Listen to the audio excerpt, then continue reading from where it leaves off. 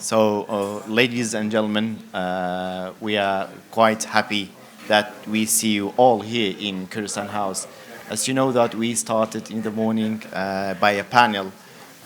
We focused on the energy, renewable energy, and the geopolitical issues here that the Davos 25 will focus on. And right now, we will focus on and discuss some interesting topics about the challenges and opportunities that we face.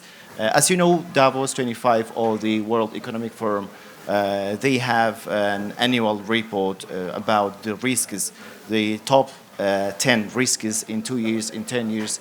As you know, that risks are the same as last year, and in the next 10 years, the AI and climate change, these are the main issues that the world will face.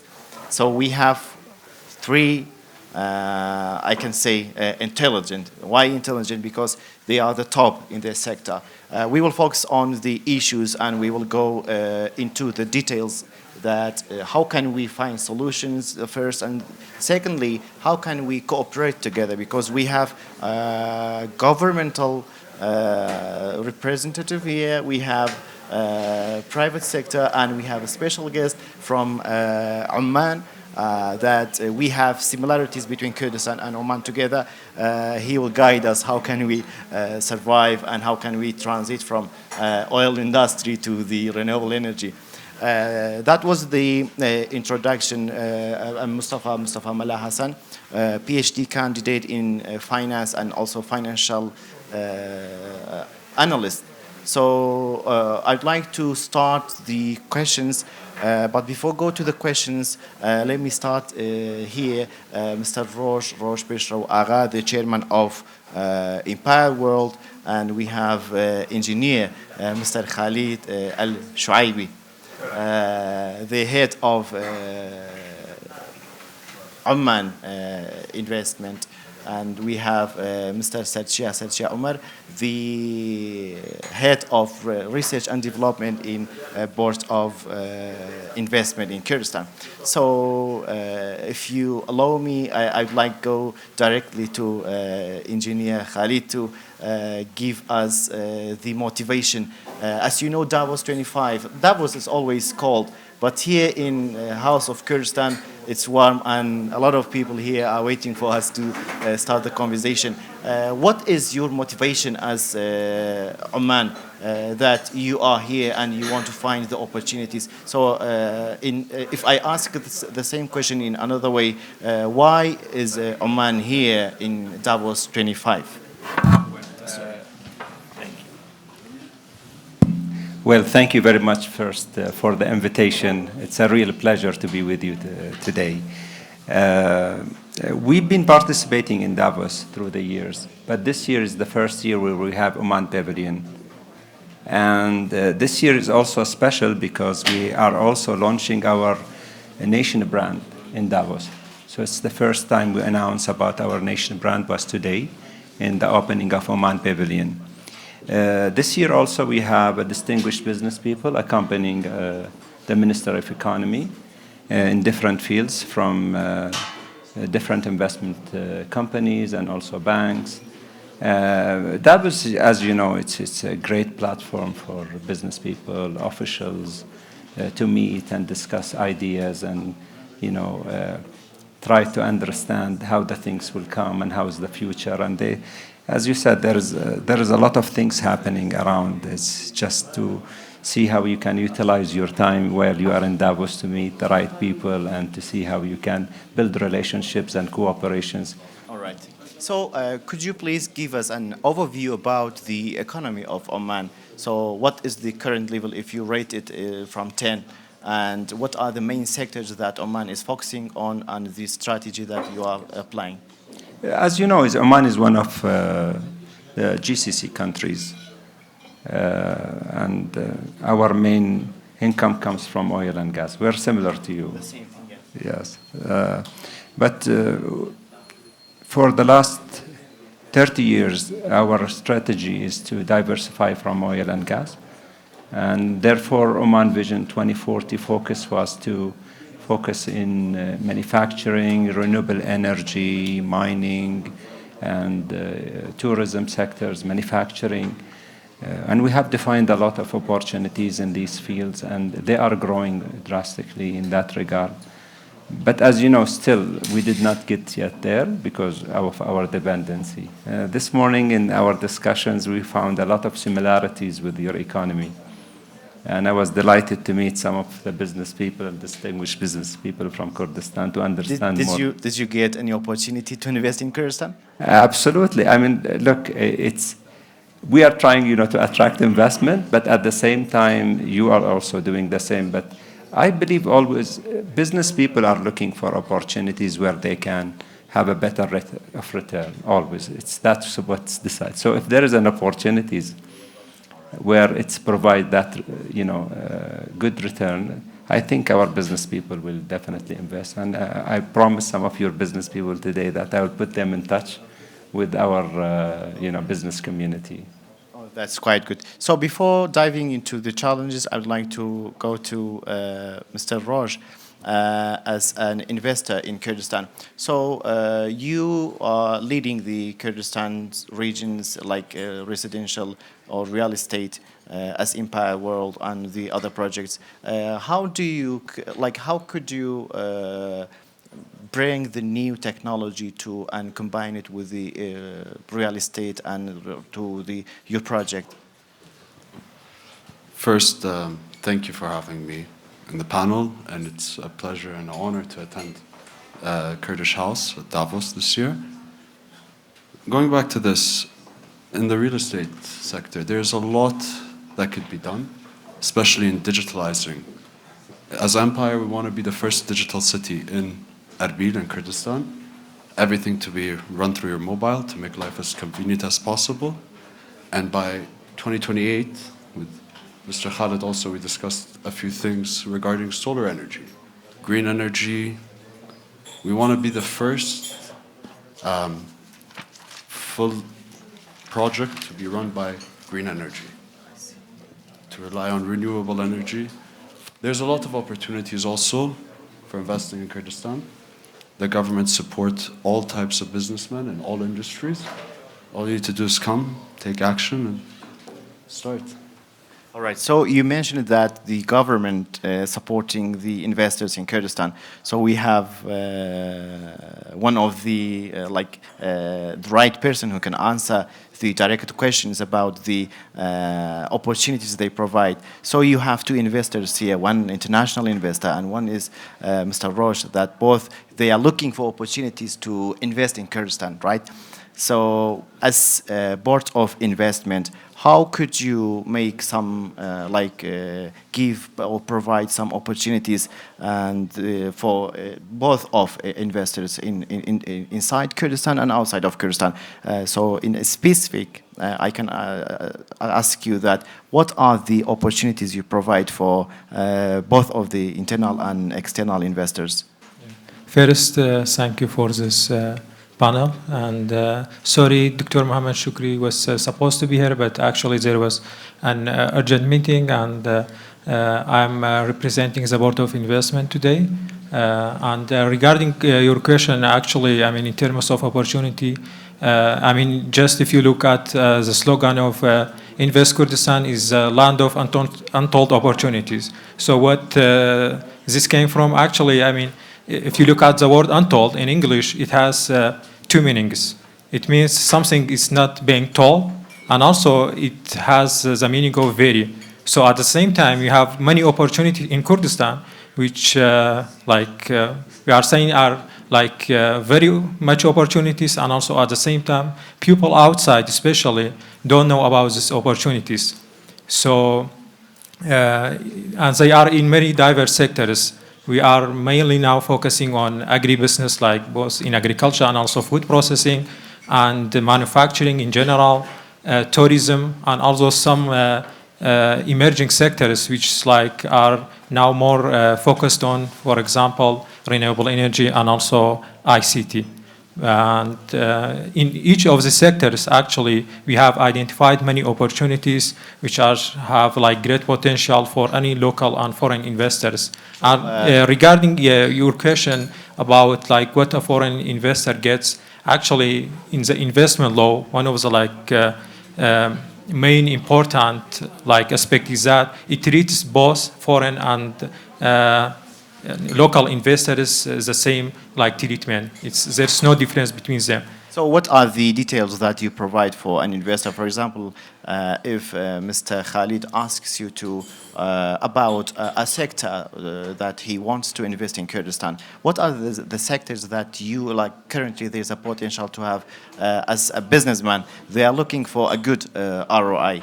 So what are the businesses, the sectors, and also the opportunities you provide? As I see in your pages in social media and in your website that you are providing 10 years free tax and also some other opportunities, motivational package. So it's are like the main incentives you mentioned it. Like by the law, we have some specific incentives for any investor. Like I said, whether it's like foreign investor or it's like local investor, and one of them is like being exempted from taxes for 10 years. If you establish a project, for example, a manufacturing a factory, so like for corporate tax, it will be free for 10 years, and also like for raw materials, if you want to bring some raw materials, it will be exempted from custom duties for a period of 5 years. There's also other incentives. For example, for land, the government will provide you the land like for free for your projects. So these are the main incentives provided by government. It's mostly like legal. We don't have now financial like incentives. I mean, due to the situation of economy, but it's mostly what's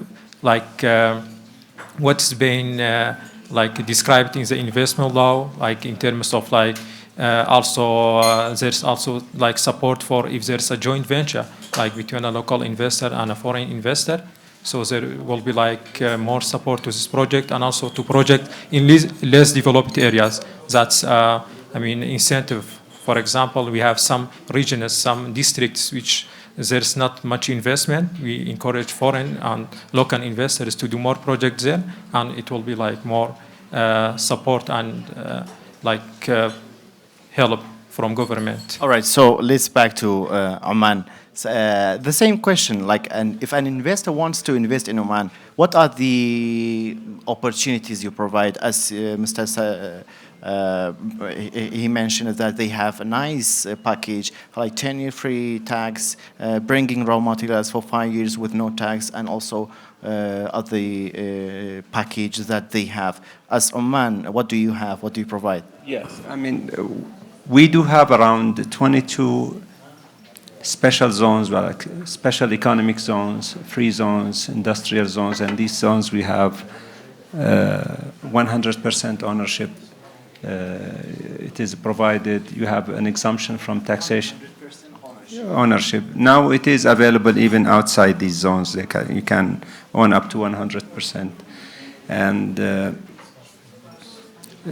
another one is the exemption from taxation for up to 30 years in some of these zones, 30 years. You are in a competition with Kurdistan, like they have 10 years. We can complement each other. I'll come to that.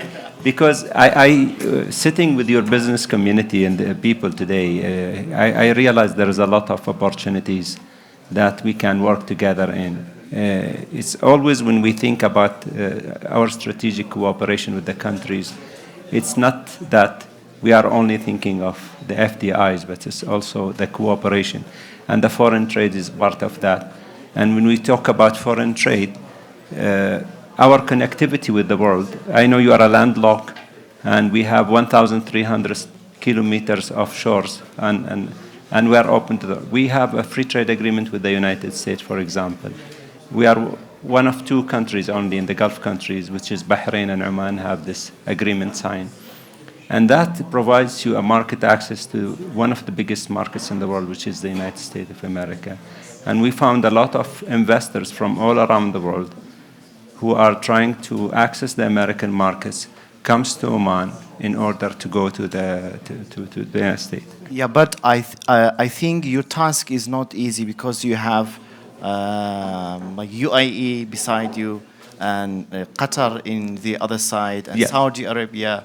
Correct. And so But how the- can you survive? But, again, we are also a part of a custom union in the Gulf countries. So whether you are in Oman or any other GCC countries, it's the same. So we have a market access to all the countries. We complement each other. Our economies are also similar to each other. But the advantage we have, which they don't, is the free trade agreement with the United States, and we found it's very beneficial.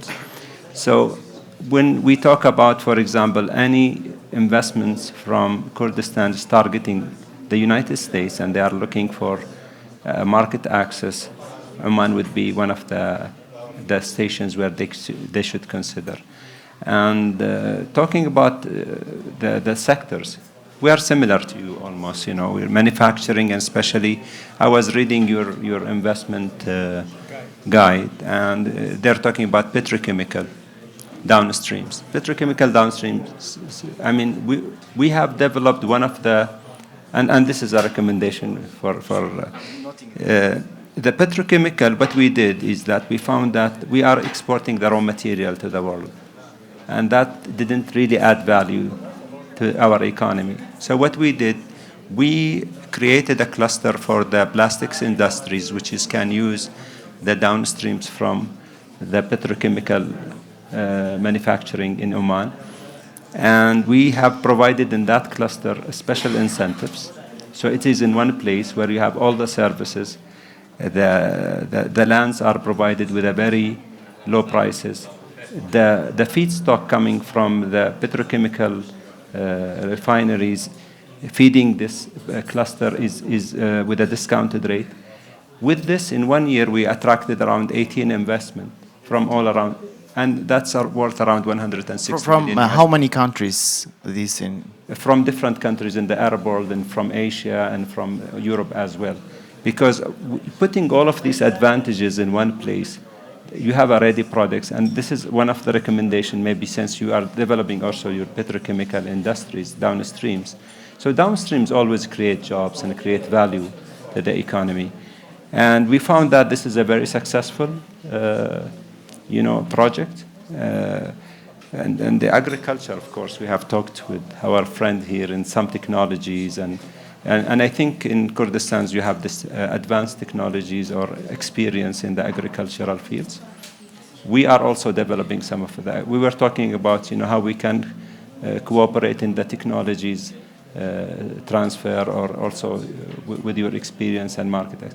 So complementing each other, I think, is more of rather than competing. But I think since you are a landlocked, you can use Oman as one of your gates to other countries, and we can use Kurdistan because it is developing rapidly. I was very impressed to see the real estate projects. They have shown me some of the pictures. Everything is brand new, and that is an advantage, really. So let's back to the real estate sector. I go with Mr. Roche, and we'll back to Oman about the real estate and the opportunities in that sector. So yesterday we talked about something that you have a nice project that you combine both real estate and banking in Kurdistan. For all of you that, like we in Kurdistan, the banking sector and the financial inclusion is growing very fast. And this is, I can see as an opportunity for all of the sectors inside Kurdistan, and for also for outside the businesses outside of Kurdistan. How could you make take advantage from this development? So for the real estate sector, what we have done in our project is we have developed an application similar to other countries where you can pay all your services online. We've integrated with a bank. We're working with a few more and some payment gateways. We just want to make life as convenient as possible for the residents. That's our vision, that's the target, and it's the next step in digitalizing the real estate sector. So what is next in Empire? What you are planning to do? Next, I think will be the other side. The other side. We have that We just finished right now in the final stage of around 14 buildings, 1,700 apartments and 600 offices. And our next stage will be another around 22 towers. Nice number. So, is there any other project like just like the Empire you did? Like this is a great view of Erbil. If somebody comes to Erbil, that even a foreigner, if a friend of mine come to Erbil, I directly take him or take her to Empire because of a very nice view. So, any other project on way to Erbil or any other city in Kurdistan and Iraq? Maybe in other industries. We're looking into a few more industries, especially in the renewable energy. Because, to be realistic, the government took initiative to grow the renewable energy sector, especially with solar panels. And we've been looking into that because my vision really is to make the first green energy city, fully renewable. Make a city in Kurdistan fully renewable, running on full renewable energy and fully digitalized. Hopefully in the next 2 to 3 years we can achieve this target. And with the support of the government and how they help us with the tax exemptions, we use those to reinvest into other things to help develop. So, talking or mentioning the real estate sector, I think in the Middle East, especially in Kurdistan, and as we see in Dubai, in other countries, I don't know, what is the level of real estate in Oman? Because as we see in media, in social media, in other things, that some projects are shining like stars, and some others are, even they have a good quality, even they have a good technology and advanced technology, and they combine it all of the things together, renewable energy, but they have no name. So, what are the real estate sector? What is the situation of real estate sector in Oman? Real estate is really booming because we are building new cities, future cities we call them, in Oman. One of the projects we announced was Sultan Haytham city. We have the Al Khuwair downtown, which is for the first time. As if anyone visited Muscat, you can see we are encouraging the horizontal spreading. So you don't see rise buildings in Oman. But in Al Khuwair downtown, for the first time, we will see those towers coming up. So that is another opportunities where it is special and different in Muscat. It will be, and as you know, that Oman is in the summer is very hot, but then we have the mountains, especially Jabal al-Akhdar, where it is around 4,500 meters above sea level. In the middle of the summer, it is very cool. So we are also developing another city called the Mountain City of Jabal al-Akhdar, and other cities coming up. So that is the focus of the Ministry of Housing and Urban Planning. In that regard, especially those cities are, and also you have other projects for the social projects. These cities partially will be as it is in Kurdistan, targeting not only the local investors but also the international people to invest. So it is an opportunity because it is also supported by the government. So they will provide all the infrastructure and it will be ready for international investors too. So that's also an invitation because I've seen many of the real estate developers, and that is a great opportunity for them to invest in. Going back to renewable energy, maybe I would just like to talk about the green hydrogen as a new economy in Oman. Really, it is booming, and we are one of 4 countries in the world have the advantage of the wind power. And that gives us the advantage of producing the green hydrogen. And we have a great international interest in that sector, honestly. And will be a new economy really in Oman. I see. So, back into audience, you can prepare your questions. We just do to the challenges and for all of the guests, and we back to you to ask you questions. Mr. Sarchiya, you hear the investors, and you hear that what they want, what they are looking for. As part of investment, and you have a nice project, house, invest in Kurdistan. So you are doing a great job over there and providing the information with internal and external investors. What other thing that you are planning to do? As I remember, you had a nice project bringing an international company to Kurdistan, to Erbil, to produce smartphones. And the company is doing its best right now in Erbil and operating very well. You mentioned electric vehicles, city bus project, and other projects. Like, are they coming to Erbil? What is the current situation like? Yeah. So part of Invest Kurdistan, as we started actually like 2 years ago, it was like to make the region more visible to international like business community and also investors. And part of that actually we did a lot of research about our region, what are the like opportunities for foreign especially investors, as there was actually a lot of like problem with lack of research. We had not much like information, publications, and also like publicly available to businesses around the world. This was like a problem we had, but in the last 2 years, especially during last year, we did a lot of research with the relevant ministries. We collected the necessary data and also like presented it to international investors in our websites, in our publications. We also participate in a lot, many other events around the world in order to promote the Kurdistan region. So the projects you mentioned, actually there is like been discussions with Board of Investment, also with the government. There was like investors who had like shown interest to build even like electric cars. So it's like been something in discussion. It's still not happening, but it's been in discussion.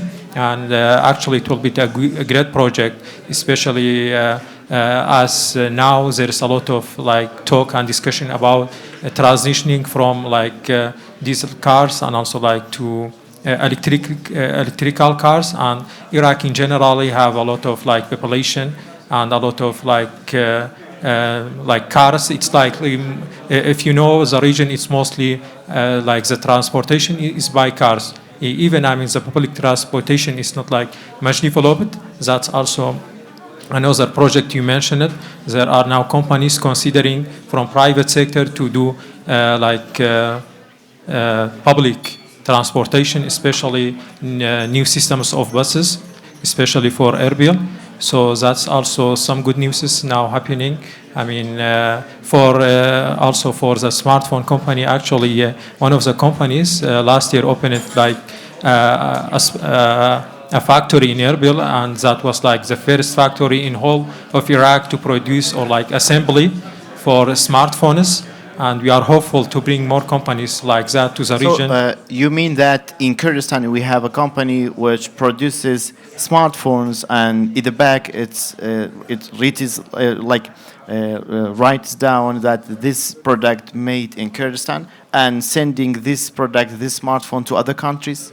So like actually this project, I mean, it's like a foreign company. I mean, a foreign brand, a Chinese brand producing smartphones in a factory. So it's assembling, and it's mostly for Iraqi market. Which like we discussed, there's a lot of like consumers in Iraq. It's a big population, and I mean this factory is mostly providing for local market. But hopefully, if they considering like expansion, it could be like even like they can export to other countries in the region. All right. So what about the challenges? I mean, there's challenges in every country. There's not a single country with challenges, but actually we are trying to make like the whole investment process and also like doing business more easy in the Kurdistan region.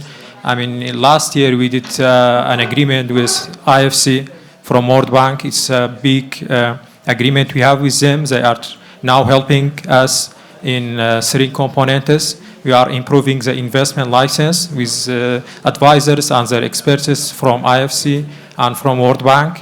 They are also helping us with new regulations and also like bringing international companies regarding industrial areas and also special economic zones. So it will be a new program for the whole region. We don't have special economic zones like Oman or other countries, but that's something we are working on to make it happening in Kurdistan, and also like to bringing foreign investors, because when you have like a regulation and also like special economic zone, it's more easy for international companies to dealing with these zones instead of doing separate projects in outside the zones.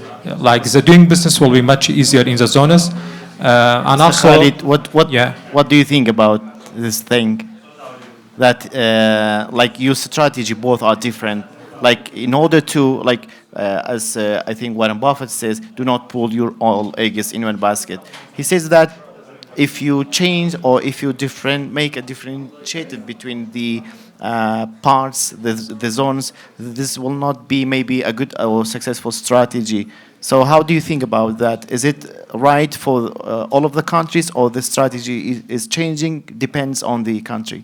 Well, it depends on the country, of course. I mean, you are a landlocked country, and I don't know about the area of Kurdistan, but usually the free zones are for the export, for them, for those companies who are targeting the export markets.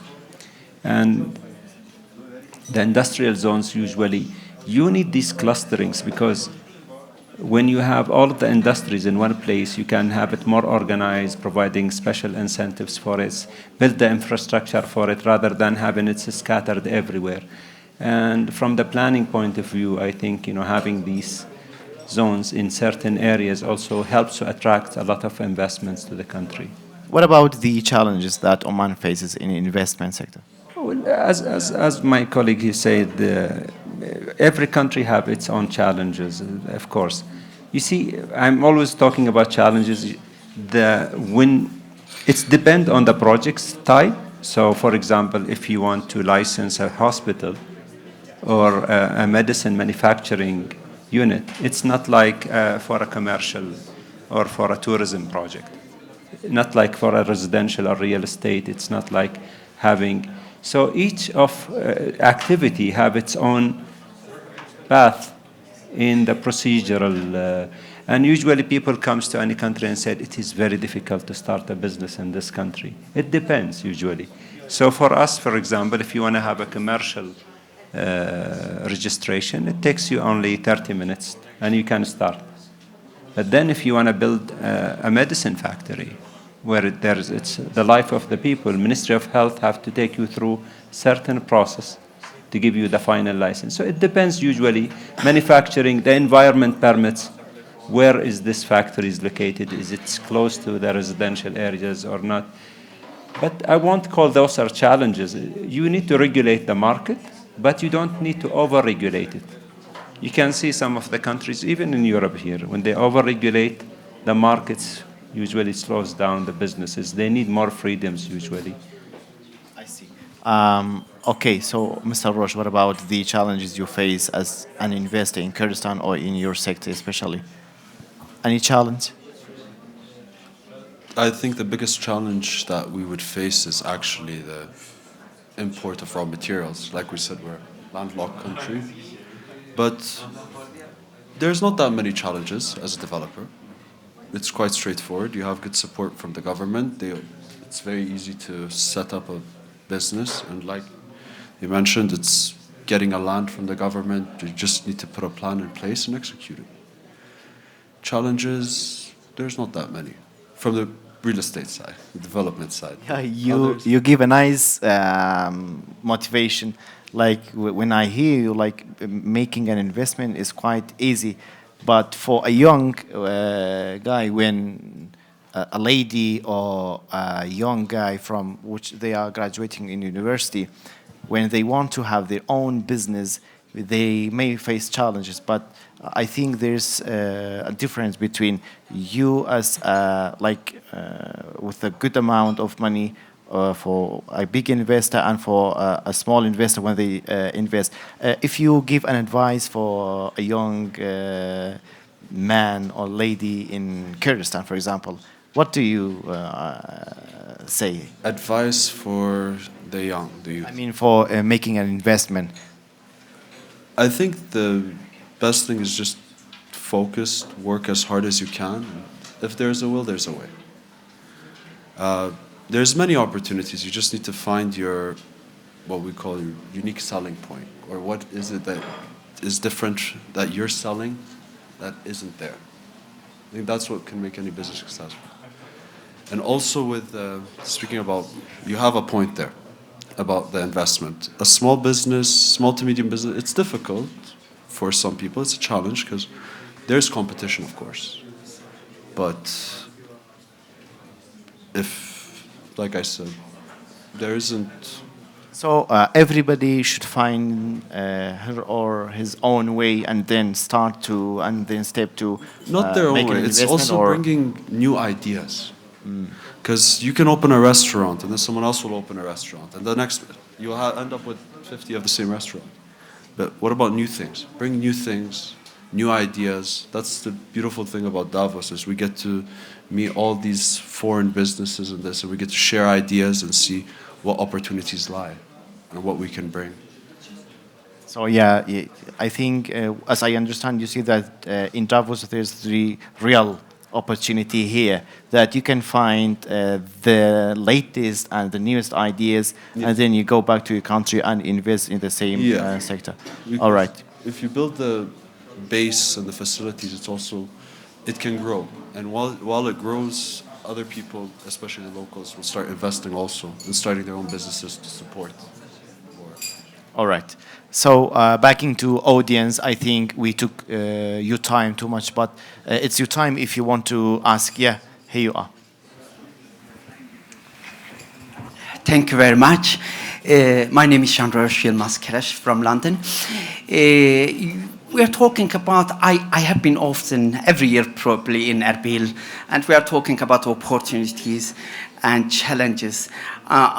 When I go there, I can see the constructions and real estate. It's every corner of Erbil. But when we talk about opportunities, what kind of opportunities are we talking? What kind of gap? You mentioned green energy. What else? For example, agriculture hasn't been mentioned, which is, I think, Kurdistan could be very important place in terms of the agriculture. Yeah, nice question, but I think let's leave this answer to Mr. Sarchiya because he is the, So actually, I mean, I mentioned one of the sectors is agriculture. And I mean, in general, both like cultivation, I mean, and also food processing. And it's been, I mean, since last like cabinet, it's been top priority for government to focus more on that. And part of that, actually, now government is more, I mean, doing of the side of government, like doing many projects in terms of like building new dams and also like other projects related to agriculture. But also from private sector, the investment has been increased a lot in terms of like especially food processing. If you know, most food in Kurdistan and Iraq is imported. So it's like a big market, like 45 million people. It's mostly relied on food, especially from Turkey and Iran. So now the government, I mean, is supporting much more to agribusinesses and also, like I mentioned, for food processing. Now there's been some very big factories in the region, especially for dairy. When last year, one of the biggest dairy like factory has been opened in Kurdistan region, and also like their other projects in agriculture. So this was like a very big gap here. I mean, there's still opportunities in other like subsectors or like other sectors too, but in agriculture, to be specific, there's still, I mean, needs. For example, we have identified red meat as an opportunity, like maybe a foreign investor came to invest. Just like other products now, most it's imported from outside. And if you know, I mean, the population generally, I mean, in Iraq, in Kurdistan, there's a lot of consumption of red meat. So it's like the main food for, I mean, for the people. But in other sectors, actually, we have identified a lot of other opportunities too, especially in industry.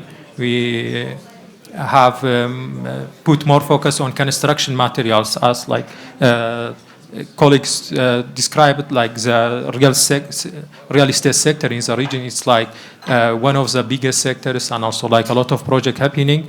But I mean, for some materials, we have a lot of factories, for example, in steel and cement. But other materials, for example, doors, windows, ceramic, other like home materials, it's mostly imported. So we are also trying to encourage companies to invest more in construction industry, especially these materials, and also for petrochemical, like downstream, and also for chemicals. So these are like opportunities in other sectors. I mean, we have also prepared like many materials available in our website, and also we have sector specialists in our team for any investor if they have specific questions or requests about information in these sectors. All right. So another question. Here you are. Thank you. Koji Mohammed, co-founder of the Share International Group. We are a Kurdish European company, and right now we're facing challenging when we want to digitalize between Europe and whole Middle East region. And my question is both for you in Oman and Kurdistan. What can I get in as a Kurdish European investor in Kurdistan? Because I see so many challenges, which is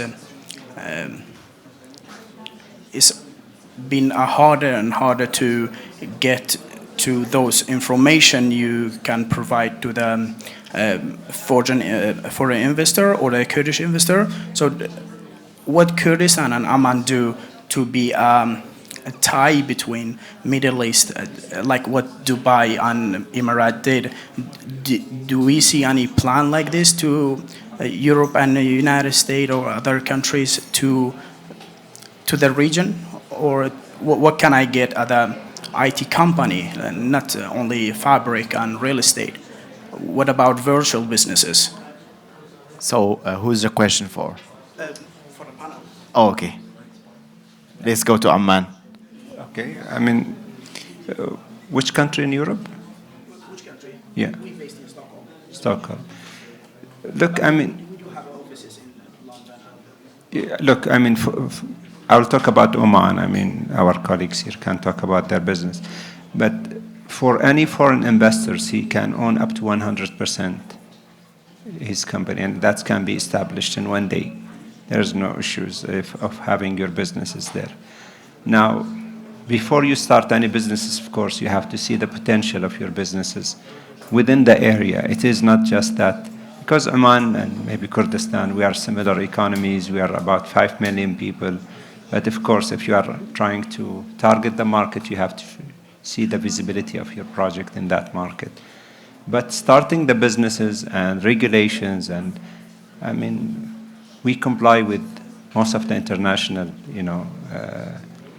agreements regarding whether the WTO or the agreements with the, and I didn't talk about, we have a free trade agreement with the EFTA countries as GCC, the 5 countries. So I think Sweden is not one of them, but still Europeans are now can start a business with no restrictions in any GCC country, not only in Oman. How does the Oman banking sector look like for the European investor to Oman? Do they cooperate together with the European bank and Oman? Yeah, of course. And access to finance is one of the issues. You've talked about the challenges. Sometimes it depends on your financial situation. And the banks, of course, in any country will have to study your case, and then accordingly they will decide, how to finance your project. But that is not really an issue if your project meets the criteria of finance. And that's everywhere. I don't think it is in Oman. biggest challenges for us now to moving around money. It's not about financing. It's about moving around. That's money. another thing. That's our challenge. Yeah, I think this is the main issue, not only in the Middle East, like the countries that are locating in Middle East, especially in Europe. Like the banking system maybe is advanced, but the change in technology, like the financial technology, fintech, and other developments in the sector makes the things changing every time. That's why this issue is coming with us, and in every single step we go forward, a new technology or a new challenge will come. So we are ending the panel, and okay, here you go, please. So regarding your question, I mean, if it's about business registration, actually it's also similar to Oman. I mean, now the government last year launched a new platform. Any businesses from local or outside, they can through this platform they can register, and it's like very easy process, and it will like you will get the answer in 48 hours.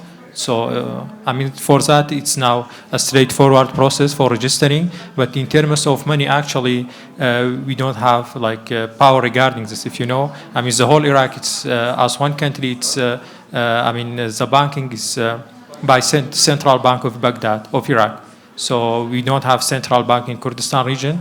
This may be an issue, but I mean, in general, I mean, the banking system now is improving in Iraq. But in terms of money transfer, actually, it's not like the same in advanced countries. You know, Iraq in general have banking issues for many years because of the sanctions, and I mean, but now is that like they are trying to like make it more easy for international businesses to doing business and also to transfer money. But like I said, actually, it's not something in our hands in the Kurdistan region. It's by the Central Bank of Iraq, which they regulate like the banks. All right, Mr. Sarchiya Omar, head of research and development department at Invest or Board of Investment in Kurdistan. Thank you for your information. Thank you to us. Thank you for all of the guests. Yeah, thank you, Mr. and Engineer Khaled Shuibi from Oman and the head of House of Oman in Davos 25. Thank you to joining us and being with us. And also Mr. Roche, the chairman of Empire World. You did the panel, as I said in the beginning, like Davos is cold and Mali Kurdistan is hot with you. Thank you again. Thank you. And thank you for the audience, and give yourself an applause, and thank you again. Thank you so much. Appreciate it.